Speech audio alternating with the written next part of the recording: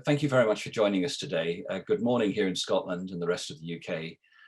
Good evening in China, and welcome to this event from the Asia Scotland Institute. My name is Martin Purbrick. I'll moderate the discussion today. With us is Roddy Gao, who is the chairman and founder of the Asia Scotland Institute. Also Rick Minchon, who is the head of development at the Asia Scotland Institute. And our focus today is a discussion of the macroeconomic outlook in China. Most importantly, I think, with two members of the panel who are actually in China and from China, which makes their views most important, and the third member who has deep expertise, I think, and also I think a deep understanding of the cultural aspects of the country that make commentary more credible. Firstly, Dr. LU Feng, who is Professor and Vice Dean of the National School of Development, Peking University. His previous positions have been at the Harvard Kennedy School, Harvard University, at the ANU College of Asia and the Pacific, at the Australian National University, at the University of Leeds and China Renminbi University. Also, we have Dr. XU Qiyuan, a Senior Research Fellow and Director of Economic Development Division of the Institute of World Economics and Politics at the Chinese Academy of Social Sciences. His previous positions, also extensive, I should say, have been at the Center for International Governance and Innovation in Waterloo, Canada, at the Bruegel think tank in Brussels, as an advisor to the Ministry of Finance in the PRC, and at the Institute of International Monetary Affairs at the Bank of Tokyo Mitsubishi in Tokyo. Both our friends from China, as you can see, very well traveled internationally and have both a Chinese and an international view, I think. And finally, Dr. Linda Yueh, a fellow at economics at St. Edmund Hall, Oxford University, also adjunct professor of economics at London Business School. Her previous positions have been at the London School of Economics and Political Science, also at Chatham House and at Peking University. So as well as thanking our panel members for joining, I really would like to thank several people who have facilitated the event today. Firstly, Giles Chance, who has made many introductions to contacts in China and people he's worked with, and whose idea it was, I think, for this event. So we really thank you, Giles. And also to someone who couldn't be with us today, but the highly accomplished and very well-known economist, Professor Zhang Weiying of Peking University. I think he's also busy with field work, but next time I hope we can have him on one of our events. So I won't say anything about the economic situation in China, firstly because I'm not an economist, and secondly because I think it's most important we hear from our friends in China and then from Linda. So Dr. Lu, could I ask you to start the discussion today? I wonder if you can give us an overview of the economic outlook for the PRC, the key sectors you think are most important in the long term for growth, and your views on what the future holds for the economy of China. Thank you. Thank you very much. Okay, I would like to share my Chinese observation, and in this very interesting occasion. And as we all know that China is the first country to be attacked by COVID-19. This is why the Q1 last year, China, has suffered the worst and economic downturn in the post-reform history over 40 years. But then, because the effective controlling of the pandemic, the economy bounced back very strongly from the Q2 last year. The whole year, China and managed to get 2.3% and growth rate. That is the record number among the major economies last year. This year, and because the base and the year effect, the best period effects, the first quarter, growth rate and was 18.6%, which was highest and the growth rate, and in the history. The first half of this year, I think the economic situation has and going very well, very robust, according to a recent projection and announced by the World Bank. The whole year growth rate for China will be 8.5%. Okay, next year will be 5.6%. not indicating, not also in line with the mainstream projections in this country as well. Maybe this country average projection a little bit higher than that, but I think it's no substantial difference. To me, I think that indicates China's economy converging to the long run and trajectory, and conditioned by factors and before the COVID-19. Okay, so in this context, I would like to share my observation and comparison, and China's economic performance in responses to the crisis of the COVID-19 with counterpart and the crisis and almost 13 years ago of the global financial crisis. Okay, then I would like to mention, urgent issues faced by Chinese economy in the long run and short run, a few points. Okay, number one, I think it's very interesting if you compare these two crises and the management of responses experiences. Consumption has been adversely affected in both cases, but the impact on the consumption in the current crisis has been much more severe than the last time. So, for example, last year, 2020, total consumption declined in absolutely by 0.5%. Is very, very rare, in China, contributed to the net and the impact for the overall growth rate. Actually, if you compare in last crisis period, the consumption contribution, the consumption ratio, the ratio of consumption contribution to the overall growth rate in China in 2008, is still 44% compared with the 47% in 2007 before the crisis, and bounced back to the 58% in 2009. So that's consumption. Number two, investment played a crucial role in counteracting the shocks of both crises. But the contribution ratio of the investment, the capital formation to the overall growth in 2008, 2009 were 53% and 85%, while the measurement for last year was even as high as 94%. But bear in mind that the strength and the momentum of the investment growth has changed substantially. So real growth rate of the fixed asset investment in 2009 was 33.8%. It's very high, okay, in 2009. But that figure in last year, 2020, was only 2.9%. So both cases, investment played a very important role, but actually the actual growth rate was totally different, not in the same magnitude. Number three is most interesting observation is regarding is that the net export assumed a total different role in the two contexts. In 2009, China's net exports of goods and services together declined by the amount equaling to 4% of total GDP, So that has been dragged down of the growth rate in the 2009, okay.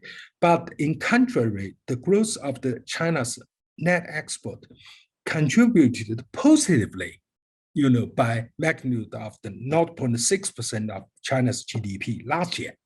Its contribution ratio to GDP growth was 29%. It's the highest number in the new century over the last 20 years. China's net export is still growing in the first half of this year very strongly. It contributed to 2.2 percentage points, okay, to the total GDP early in the first quarter.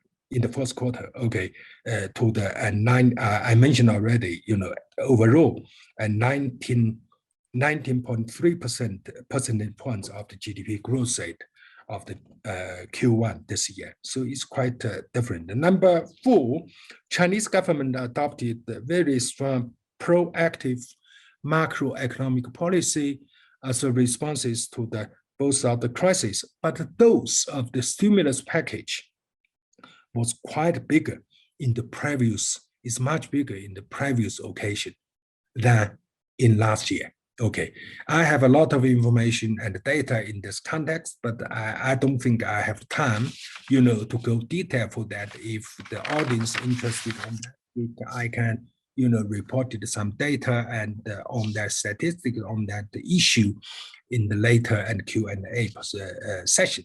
Finally, anti-crisis policies are effective and impressive in the periods of the both crises, but the overall performance of China's economic growth are quite different between them. The GDP growth rate in 2008 and 2009 is around 9%, which regarded as in line with the potential growth rate at that time.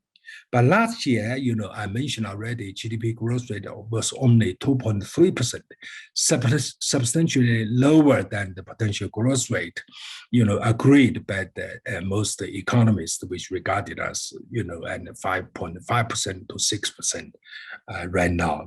That is also lowest growth rate in the China's post-reform periods. Okay, so that is the several observations in comparison with the two crisis responses. Finally, I mentioned several issues facing by Chinese economy in the future. In the short term, I think the three issues. Number one is the recovery of consumption is very important, because I mentioned already, recovery is lagging behind, compared with the responses of last year, even compared with other sectors like investment and net export. So it's very much hoped, actually it's quite possible, recovery were picking up, especially surface area, we're picking up, because relatively speaking, China control COVID-19 very well. Actually, we see data in that direction. That is first issue. Number two, I think, related to the supply side of the economy, imported inflation pressure, the high prices in the large commodities as well as the energy and raw materials, rising, are picking up very rapidly, and the shortage of the chips and other, and the commodities, and serve as the two bottlenecks for the current economic situation.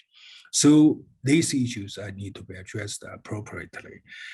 Number three, in the macroeconomic policy grant, I think the monetary policy needs to be maintained accommodative. Actually, yesterday, and the State Council held a meeting and released a very important and information, and it's likely that China's PBOC were reduced and triple R. Okay, that has been well received by the market, and very vivid discussion in all these kind of networks. Okay, and most importantly, I think the fiscal policy should be gradually adjusted in line with the predetermined principle of proactive fiscal policy. Actually, if you look at the data of last 5 months, actually that is actual. It's not the intention of the policymakers. It's actual austerity reflected by the fact that outlay of the fiscal outlay has been lower, and than the fiscal and the income. Okay, in the medium and the long term, I think that there are two issues that need to be addressed. Number one, the growth rate of the fixed asset investment, especially private investment, has been declined persistently over the last decade, also even more than a decade. It's very unusual. Okay, even though China has been industrial products activities has been growing very strongly in recent months. Actually, investment, especially in the manufacturing investment, are still very sluggish, especially for the private sectors. I think that issue needs to be addressed squarely, and before we can have a strong growth in the long run. Number two, I think another issue is the healthy development of China's housing market. That is a headache issue in China. Actually, it should not be.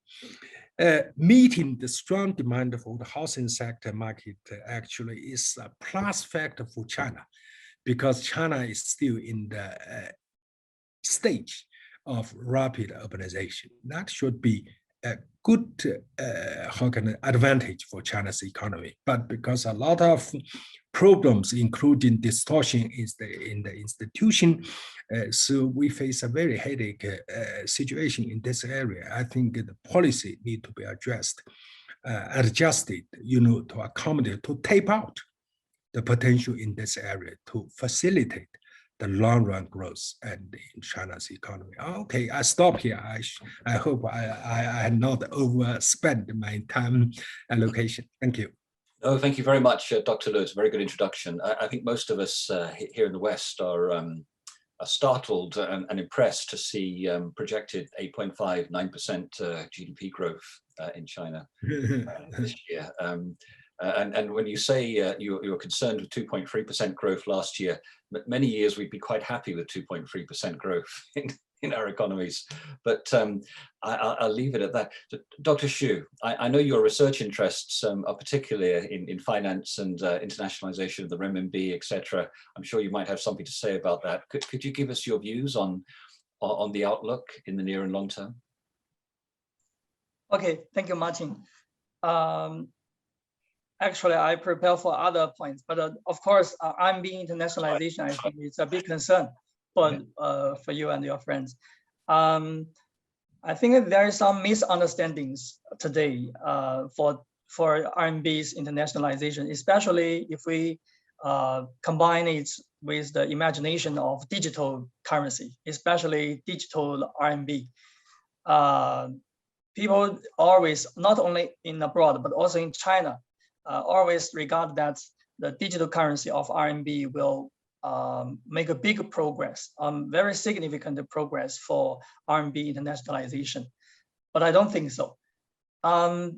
First of all, digital RMB is still in the stage of M0, not in M1 or M2. I mean, in terms of the money supply, it's only in the way of M0. That means you can only use the digital currency as cash to pay for the goods, not for deposits, not for loans. And also that means digital RMB could not create money supply. There's no money supply or money multiplier. And if we check the data, you can find that for M2, the amount of M2 in China is 2 times as large as the GDP. And that means 200 trillion, more than 200 trillion of M2. And for M1 is much smaller. For M0, it could be like 6 or 7 trillion. So very small comparing with the M2. And the digital RMB is even smaller, very, very small in the within the M0, like dozens of million. So very small comparing with the whole volume of money supply in China.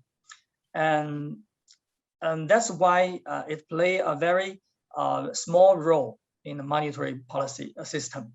And the second point is that if we talk about RMB internationalization, then there's some traditional logic for the currency internationalization. And if we look at the RMB digital currency, digital RMB, it's just like wear a new coat. The coat is a new technology, but the traditional logic for currency internationalization doesn't change. For example, for the capital account liberalization, to these days, RMB is still to some extent for still in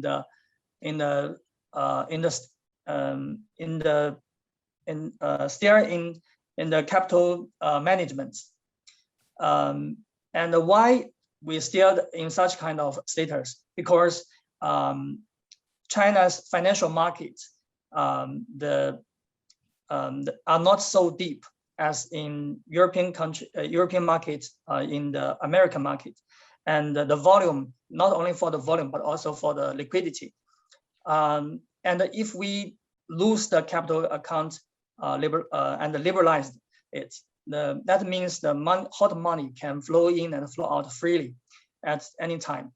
And then for a very poor liquidity and relatively small volume, that will be a great shock for the financial markets. But all of these have no relations with the digital technology. All of these are in the traditional logic. So for China, we have still a long way to go. We have to make solutions for the problems I have mentioned. But I think most of the people will have puzzles because you will think for China's bonds market or stock market, it's quite large. It's large enough. Why you mentioned no liquidity in China? But in China, it's still a problem. For example, for the bonds market, the Ministry of Treasury, they believe that the fiscal policy have no relation with the financial market. It's only a fiscal policy is only for the revenues and expenditures. So when they issue the bonds, they will prefer to issue the bonds of 10 years or 5 years to support the long-term infrastructure projects. They will not, they will reluctant to issue the bonds of like 1 month or 3 months. Why I issued for such a short term? Then I will roll it back. So it sounds like nonsense. So for the unfortunately for the bonds market, for the treasury bills, the yield curve is not completed. Only in the long term there are many. It seems like more liquidity, but actually, even in the long term bonds markets, no liquidity, not enough liquidity, because for the big commercial banks, they hold the bonds in the hand until they expire and they sell it for 10 years or 5 years. They will hold the bonds in most of the case.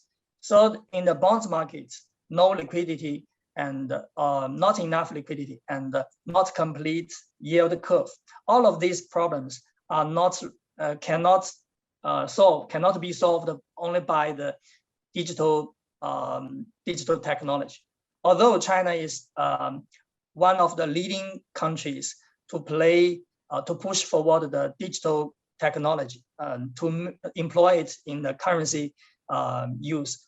I know probably only China and Barbados, these two countries, central bank make the experiments for the central bank's digital currency. But for China as a developing country and also developing financial market, we have many other traditional issues to deal with. So in this way, I'm not so optimistic about RMB internationalization. We have met the traditional problems as we have met in 10 years ago. So this is the key issue.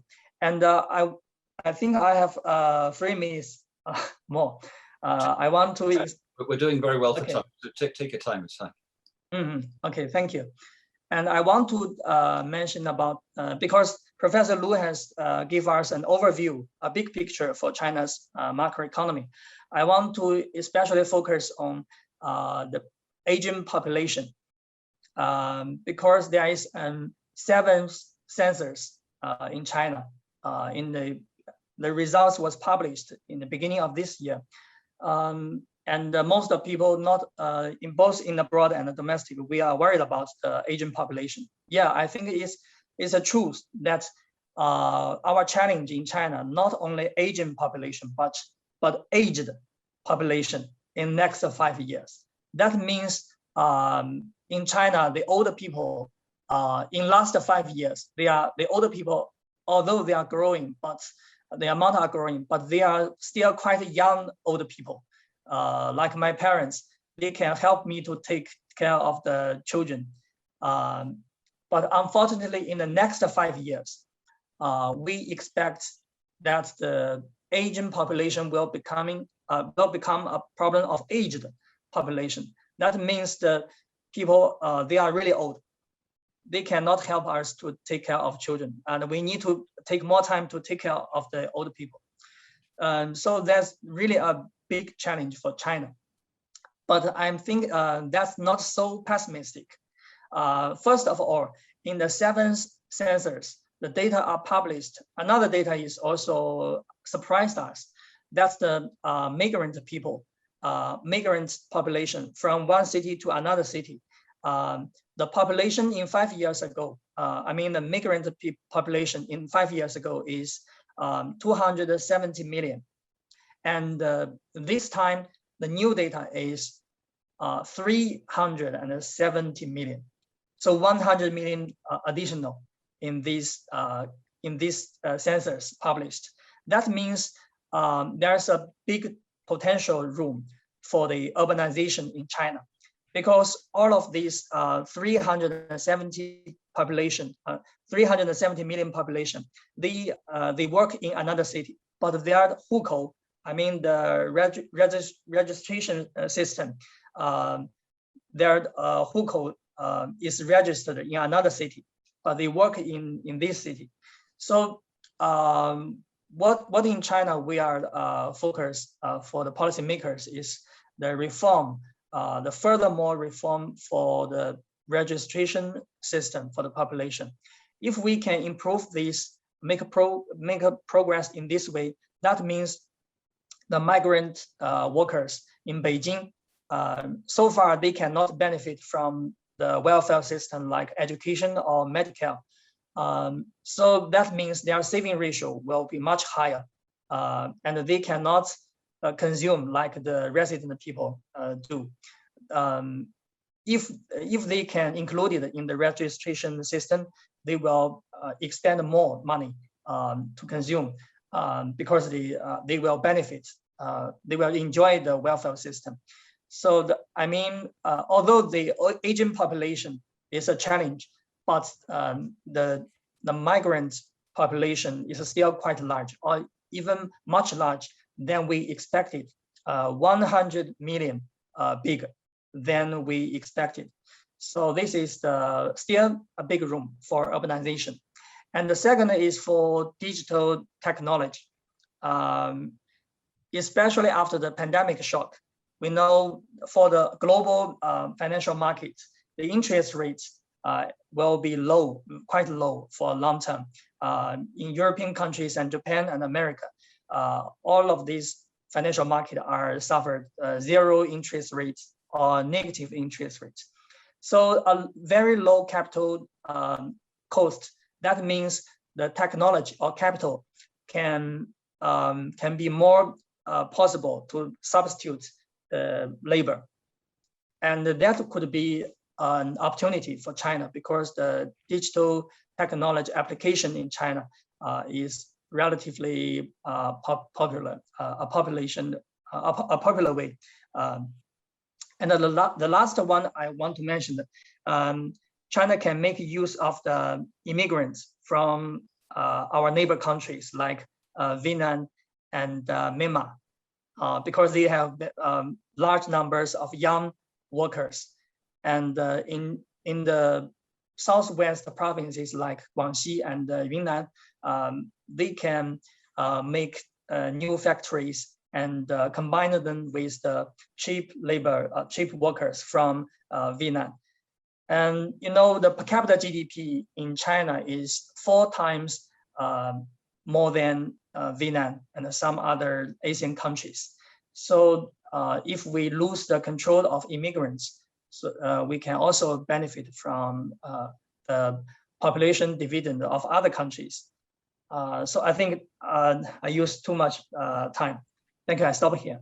No, that's very good. I'm particularly fascinated by your words, younger, older people, which I like that expression, younger, old people, because having lived myself for 32 years in Asia, and mostly traveled to China, it's quite startling coming back to the UK, the difference in general health. And I think you notice this particularly when you say younger old people in China. I think it obviously is more reflected in healthier people.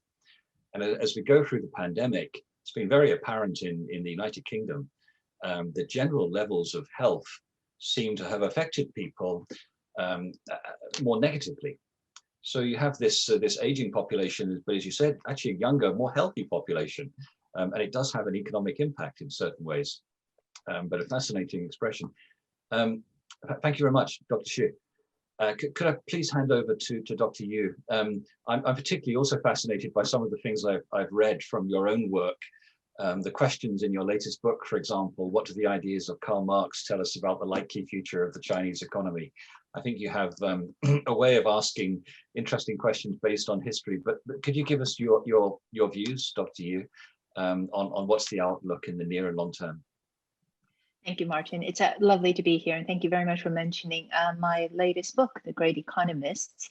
I will draw on the chapter that is actually titled, Can China Grow Rich? So I think to not repeat what's being said, I'll focus a bit on perhaps what economic history can help us with in terms of thinking about becoming prosperous. But I think just very quickly on the short-term outlook, again, not to repeat what Dr. Liu said about the World Bank projections, just to mention the Asian Development Bank has very similar projections. This year, growth would exceed 8%, and they expect it to go back to trend by next year, 2022, which is about 5.5%. So just to finish off what it looks like for this year, the analysis they did was quite unsurprisingly, as this is the case for lots of economies, public policy drove the support for the economy. So investment was the main driver of growth last year, and the World Bank focuses on this quite a lot, which is what does the investment do? So the public investment is in infrastructure, which in China's case was supported by special bond issuances at both the central and local government level, and that drove investment. And that is part of the continuing need for investment in China in these areas, as well as digital investment and indeed upgrading. But what that suggests is, and this often happens, is that as policy support recedes, and as you go into next year, we would expect the latter part of this year to begin to, as it were, get back to after the recovery of what was lost in 2020, you end up going back to the pre-2019 level. So I never get too excited when growth is very fast after a major shock, because just remember the lost ground that needs to be recovered. And one other index, the Caixin PMI, which for lots of people in this audience be very familiar, Purchasing Managers Index, are quite a good monthly indicator of activity. And for the reading in China in June, it was a 14-month low, just over 50. 50 still indicates expansion, but it's just another indicator that we should expect a flatter pace of growth for the rest of this year as the economy gets back to trend for next year. But what I actually want to focus on is indeed this trend. So so backing up a step, can China grow rich? Well, it's hard. The World Bank estimates that of 101 middle income countries in 1960, only 13, Baker's dozen, had become rich by 2008. So very few countries actually joined the ranks of rich countries. So high income countries account for about a quarter of the world's economies, and certainly no country the size of China. Not really sure ever how to compare China because it's a continental sized economy. So as China approaches the middle income country trap, which is probably roughly pretty much now, if not pretty soon, what I would say the lessons of history suggest they would need to look at is things which are obvious to us, which is the ability to boost productivity and innovation. So what does 5.5% growth do in terms of that assessment? Most emerging economies, the average growth rate for emerging economies is 5%, and most emerging economies are not rich. So that suggests there has to be upgrading, obviously, of the economy, but to raise productivity is particularly challenging in the digital age. So Robert Solow, the great economist, is known as the Solow paradox, says the computer age is everywhere, except in the productivity data.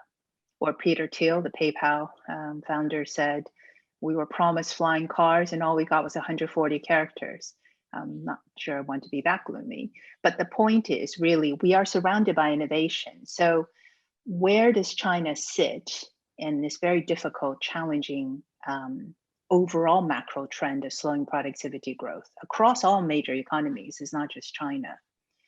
China does a lot of innovation through adaptation and incremental improvement. So what history tells us is actually the only period in which productivity rose in the past few decades in major economies was the late 1990s in the United States. And that was because companies adopted the technology. So they changed the ways in which they work. So traditionally, we tend to focus on major inventions. So things that kind of transform, the world.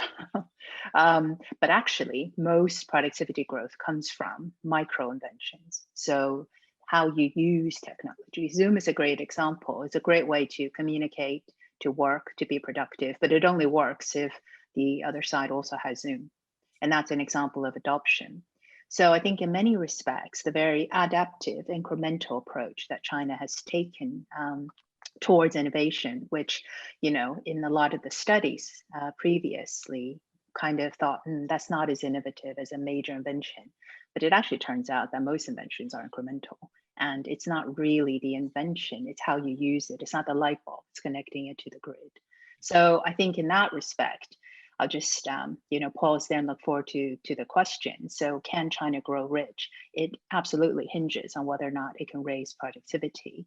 And one drawback of assessing this is we just don't really know what raises productivity. However, we know there's a lag. So again, because I looked at 250 years of economic history, the UK was the first industrialized nation. And during the Industrial Revolution, it turned out that there was something called Engel's pause. So it took about 3 decades before, the invention of factories, industrialization, actually raised standards of living. So it takes time for inventions to ultimately have a economy-wide impact. So this applies not just to China, other countries as well. It could be that we have been in a period of Engel's pause since the 1980s for the digital economy. And if that is the case, then I would be much more positive and about not only China's prospects, but actually for the rest of us, including us, those of us in the UK, who also suffer from low productivity growth. So I'll pause there and hand back to you, Martin. Thank you very much. I think I must buy the book after that. I must admit it. I like this historical analysis to understand economic developments and those questions you raised. I think if we could stay on can China grow rich, and I'm not trying to just promote your book, but we have an interesting question from Giles Chance. Giles has asked, will Chinese private enterprise continue to be as strong in future years as it has been in the 1990s and early 2000s? And he's obviously put that in the context of your concept, or your question, can China grow rich? So perhaps could you start, Dr. Yueh? What would be your comments in answer to Giles?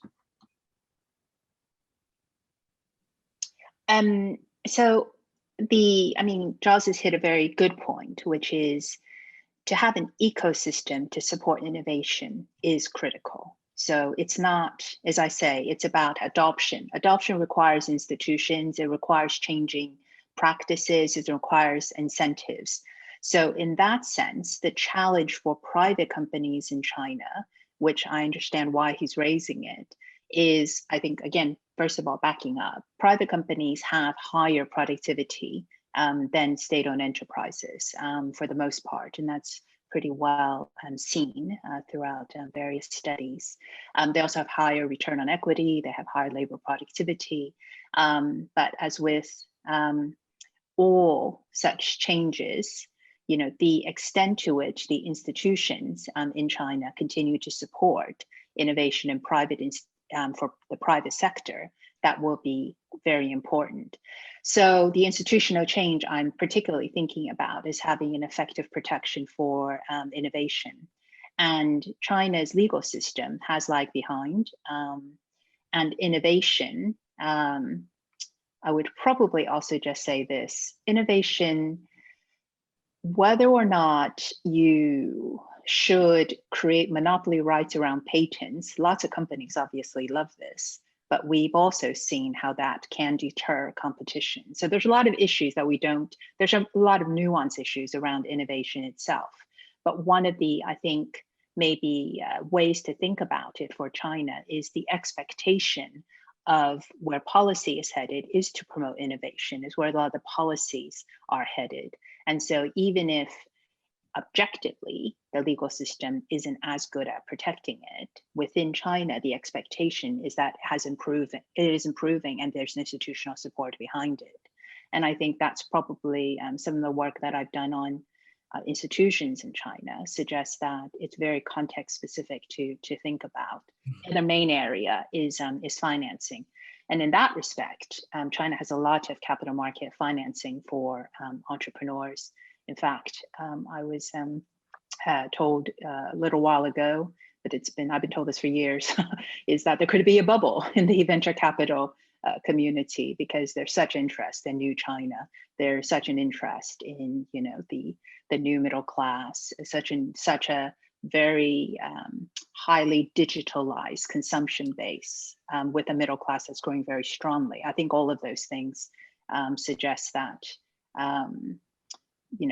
financing is also there. And those are the key parts of the ecosystem, institutions, government support, and then importantly, financing. Can entrepreneurs find money? I think I've been told they can find money. There might be too much money, but we see that also here in terms of, private funding, private equity. Sure. Thank you. Rather than stay on the same area, I wonder if we could switch to something else and come back to Dr. LU Feng.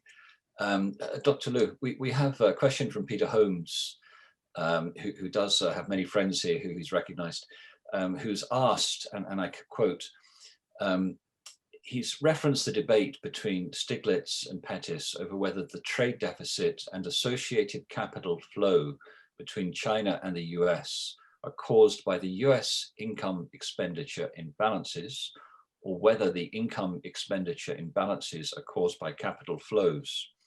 I think you can see the balance in the question there. So this issue of the trade deficit between the US and the PRC, and indeed PRC in many other countries, but my own country, the United Kingdom, has an interesting set of trade statistics with PRC. Could you talk a little bit about that and how you see that developing in the future? Oh, sure. Yes, yeah, actually, and Professor Peter Holmes is a very good friend of mine. When I studied as a visiting fellow in Brighton, and I get a lot of help from him, and it's very delighted, to meet Peter, in this very virtual occasion.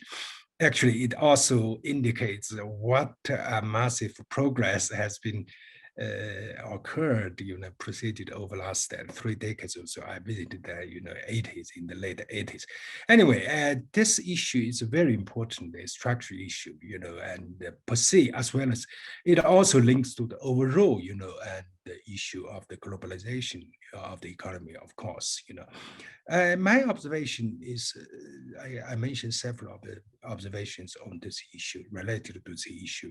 Number one, I think China, of course, is the country registered and massive and maybe biggest trade surplus, as well as current account surplus in the world, and even though actually, and the relative size of the surplus has been declined substantially. Actually, if you look at the data of the country and the distribution of the surplus, actually, and America is the largest country in which China have the surplus. Of course, have the EU as well. in the past, actually, the structural causes of the surplus or deficits for states, it's quite obvious. Actually, there's an economic rationale behind that. That is competitive advantage, because United States, when I visited Harvard, 2003, I wrote a paper on as a title in the intra-product specialization. That is the microeconomic underpinning for the later phenomena called the global and value chain or supply chain. Actually, that is initiated by the Americans' policy, one to oversource of certain segments of the textile sector as well as the and the electronic sector to the outside, to save their cost of production in the domestic market. Then they make their products more competitive. It gradually become, global phenomena, especially and the small dragons in the Asian world, Asian region, collaborated with the states, and first then China after reform period plug in, because China is a huge country, in the population. Labor cost is very low, and 30 or 40 years ago. So China became the major trade partner with states, but of course the deficits registered by the state side, become increasing phenomenally. So that economic rationale is very clear, but of course, the consequences for United States as well as for China also emerged as a very important policy issues. So we observed that what has been observed in the Trump administration. They picked up this issue as a headache issue in the China-US relationships. Okay, so I think we need to adjust in certain areas, but we still want to maintain sort of trade relationships to tape out the potential of the economic benefits.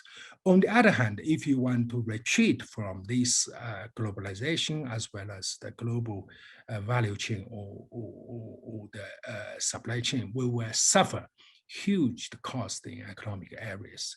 So number two observation is about the recent situation, because the recent United States governments, especially the current administration and of the Biden administration, and conducted a very aggressive fiscal policy as well as a monetary policy.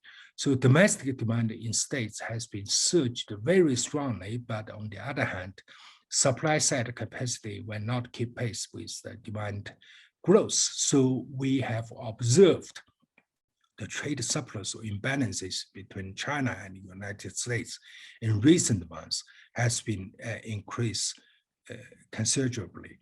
So I expect, I hope it will not become another, how can I say, trade dispute issues, in this area, because the surplus has been increased on China side imbalances, because the supply capacity in this country recovered much better than rest of the world. That is the phenomena brought out by the COVID-19 pandemic special context. Right, number three, briefly mentioned, I think that the capital flight issue has been less important than the before, because China has been diversified, the investment in the global context. So in other words, has been reduced the dependence on purchasing the debt, instruments in United States. So it's still an issue, but it's a less issue in the future. But trade imbalance issue is still an actual issue right now. Thank you. Thank you very much. I wonder if we can come back to this point of neighbors with Dr. Xu, because you talked a little bit about nearby countries surrounding China and the labor force from those countries, but obviously there are other aspects of how China integrates with their economies and what the relationship will be. Could you say something about the question from Colin Jarvis, in fact, the Regional Comprehensive Economic Partnership, its relation to the relationship with the PRC, with ASEAN, and how this might affect economic development? Thank you, Martin, and thank you for calling for your question about RCEP. Roughly, RCEP is meaningful for China, especially in terms of political situation, especially for the tension between China and the US. So it's meaningful in the political way, and in the economic meaning, it's also meaningful, but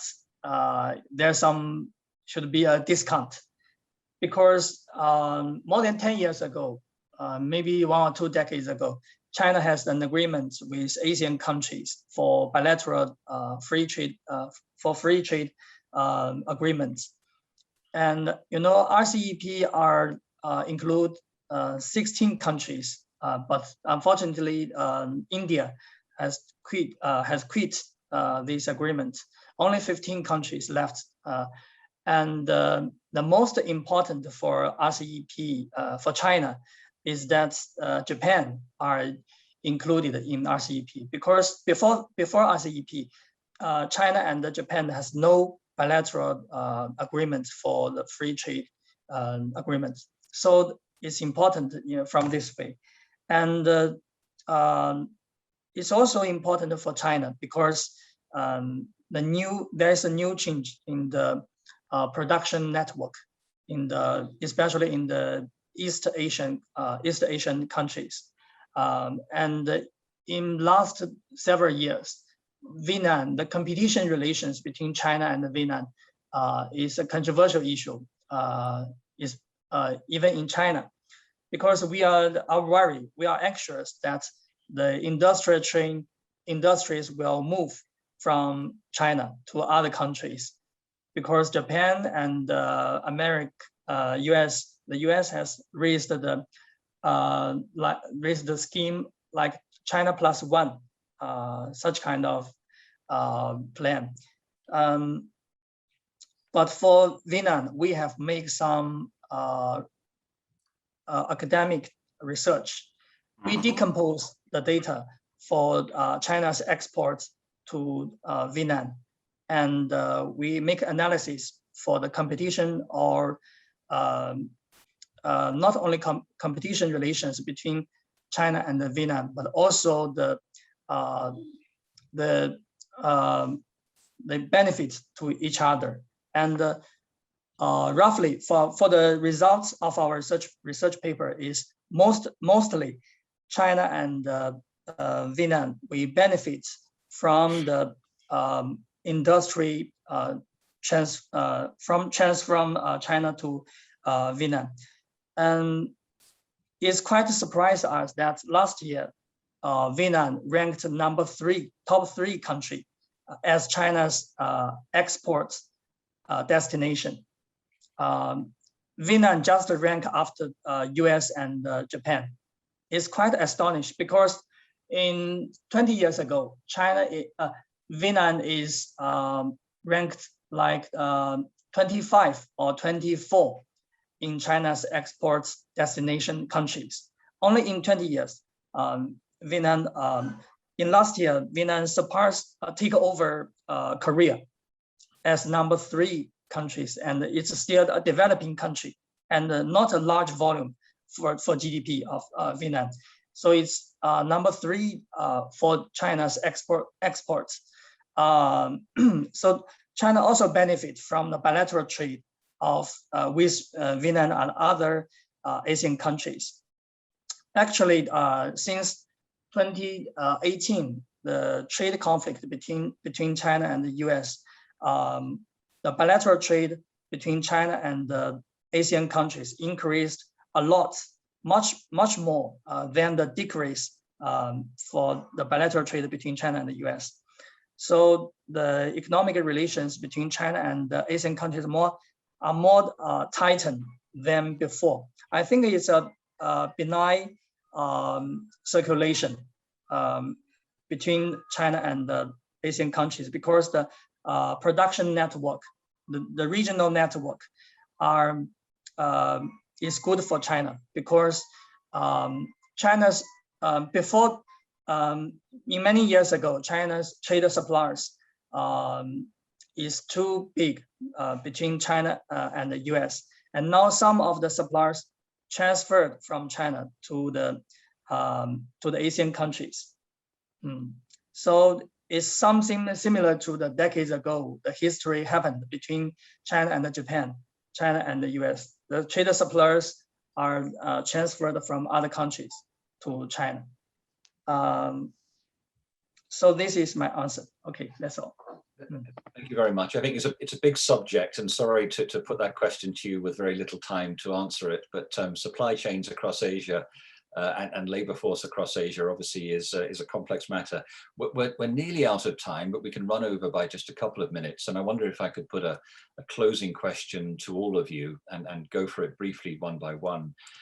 We do have a question from Chaiwat, who's asked about, given the economic position in China and signs of recovery in China and other major economies, would China feel the need or plan to relax border restrictions anytime soon, particularly before the Winter Olympics in February 2022? I think that's an interesting timeline, because obviously we're seeing sports events such as the Summer Olympics that might be hosted with very few spectators, and how sports are run usually is with large crowds.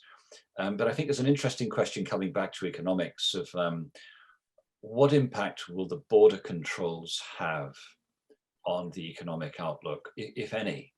And does this concern you, and when might those border restrictions be expected to rise in China? I think, I don't want you to get onto social policy, obviously it's not your area, but from an economic perspective, we have very little time, but perhaps just a quick answer from each of you. Dr. Yueh, would you like to say something about that? I don't actually, I think this is probably better given by those who are actually in China, but I think I picked up one other question around restrictions, which is around capital flows. I just think this area is fascinating. The SAFE suggested that the 50,000 which Chinese individuals can carry overseas, they might change the use of that to investment. So not just in terms of education and travel and retail. And there is a mind-boggling number from HSBC, which estimated that if only 10% of households did that, invested, that's another $2.4 trillion for the world economy.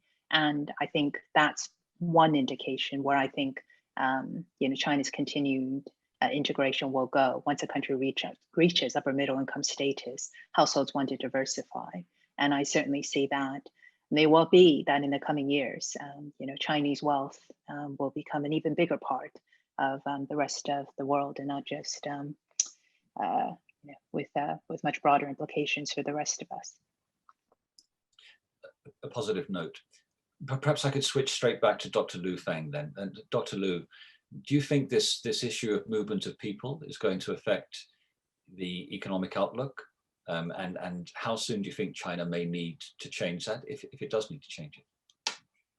Well, of course, I think in the common sense, it makes difference, and basically, as economists, we say, that the efficiency and economic growth depends heavily on the transaction cost, So in other words, economic growth was brought about by the reduction of the transaction cost. Actually, if you have the artificially extra restrictions on the traveling and the moving around, it will increase the transaction costs, will have negative implications for that. But saying that, and I don't know, I don't have the chance to do the study and have not found very good empirical research on how big is the impact. Okay, the border restriction specifically, where have the negative impact on the economic growth. But I think it will be not a surprise if there's some results found out that there's significant, negative impact on that. Number two, I would like to say, I think Chinese, I don't know, I have not studied on this issue, but I guess, the policymakers in China, as well as in other countries, want to liberalize or remove all these restrictions, but they subject their constraint. There's a cost-benefit analysis, sort of a trade-offs, and obviously if you remove the restriction, and then you will have the cost in terms of the, less effective of controlling the pandemics, then they will have a lot of problems. Of course, Chinese government and other government actually, they learning to deal with the situation. For example, 1 year ago, if there one cases happened in certain area, then the whole provinces as regarded as sort of the pandemic affected area. So any people, travel from these provinces or coming into the provinces will be restricted. But right now, I mentioned already just now, several days ago, I traveled from Beijing to Yunnan province. Even the one area in Yunnan province, have the new cases. Actually, traveling other areas will not be affected. I still, don't have the problems of that. So then you can see the government are also learning to dealing with sort of the situations, to assess sort of trade-offs, to want to strike the balance on both sides, controlling the pandemic as well as also, to allow the citizens, to travel, of course, inside China. Number three, I also believe, by the end of last year, towards the date of the Winter Olympic, I hope and I also believe the situation will be settled down, especially by the, and the massive campaign of the vaccination. Hopefully at that moment in this country, as well as other countries, will control the situation, will allow Chinese government to take more sort of the accommodative measurement in, policy in this area. Thank you. Thank you very much, Dr. Liu. We are over time, but I'd like to give Dr. Xu a chance for some closing remarks. I think in many podcasts or webinars, these are called, this is the bonus time for people who listen in or look at the recording. So as the bonus time, Dr. Xu, your closing remarks would be very grateful. Thank you, Martin. I'm based in Beijing, so I heard a lot of complaints from the foreign countries chamber, like US CBC or European chambers in China, because their colleagues from European and from America, they met great difficulties to get entrance into China, and it has a big influence for their business. And for China, I think for different countries, their policymakers have a different utility function or different preference. In one way, they want to achieve the safety, the control of the pandemic. On the other hand, they want to improve the efficiency and make the economic activity, the production can be facilitated. But in China, because our economic structure are more dependent on manufacturing or industry, less dependent on the service. And the service is much more dependent on the social distance, dependent on the people face to face. And for countries like China, because our economic structure are more dependent on the manufacturing, so we can have bigger room to tolerance the border control or social distance. But for a country like UK, the service ratio in GDP is much higher, like 80%. So you prefer to lose the control firstly. And for China, I think many of the specialists from the medical system, they also give advice for the policymakers that maybe we should lose the control of both because it will already influenced our opening, economic opening system. I think when the time passed, the trade-off between the safety and the efficiency will be more and more a difficult challenge, a difficult trade-off, or difficult choice for the government. But I think after the Winter Olympic Games at the beginning of next year, there will be a time window to lose the control, because it not only depends on the situation in China, but also depend on in your countries, in other countries. If the vaccination is smoothly and everybody gets vaccination in European countries and the US, I think there could be much more possible for China to lose the border control. Okay, that's all. Thank you very much. I think you've all brought it right back to the present and thinking about the future. Dr. Yueh, Dr. Xu, Dr. Lu, really, I'm very grateful for your time today. I'd just like to hand over to Roddy Gao, our chairman, for any closing remarks. Roddy, please. Well, thank you, Martin, and thank you very much to our panelists for a fascinating overview of what is going on in the Chinese economy now and what the future may hold. We are uniquely privileged to have two such distinguished speakers from China, and also Dr. Yueh from within the United Kingdom and her views on the market as well. This is very much in line with what at the Asia Scotland Institute we endeavour to do, which is to open people's eyes to what is happening in the rest of the world and Asia, and to do so with a unique perspective of this sort. So on behalf of all of the members of the Asia Scotland Institute, thank you, Martin and Andrew, for organising this. Thank you to the panelists, and I wish you well for the future.